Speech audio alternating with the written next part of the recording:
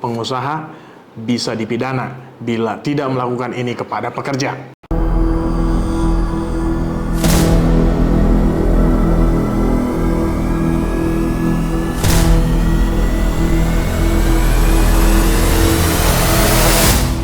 Sebelum saya menjelaskan tindakan apa yang menyeret pengusaha ke ranah pidana, kita cari tahu dulu yuk arti daripada pengusaha.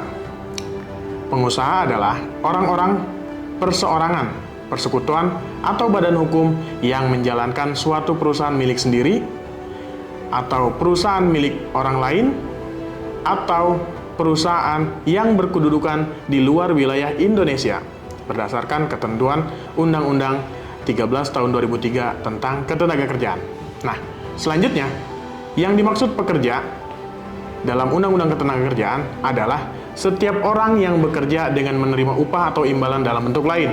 Nah, terkait upah inilah yang bisa menyeret pengusaha ke ranah pidana. Dalam pasal 88C ayat 1 dan ayat 2 disebutkan bahwa gubernur wajib menetapkan upah minimum provinsi. Gubernur dapat menetapkan upah minimum kabupaten atau kota dengan syarat tertentu.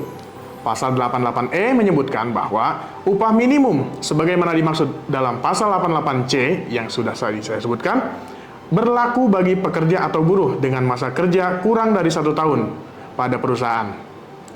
Dan ayat 2 inilah yang menyebutkan bahwa pengusaha dilarang membayar upah lebih rendah dari upah minimum. Nah, dari ketentuan tersebut, diaturlah pasal 185 Undang-Undang Cipta Kerja yang menyebutkan bahwa barang siapa melanggar ketentuan sebagaimana dimaksud dalam pasal 42 ayat 2, 68, pasal 69, ayat 2, pasal 80, pasal 82, pasal 88A ayat 3, pasal 88E ayat 2, pasal 143, pasal 156 ayat 1, atau pasal 169 ayat 4 dikenai sanksi penjara paling sedikit 1 tahun dan paling lama 4 tahun dan atau denda paling sedikit 100 juta rupiah dan paling banyak 400 juta rupiah.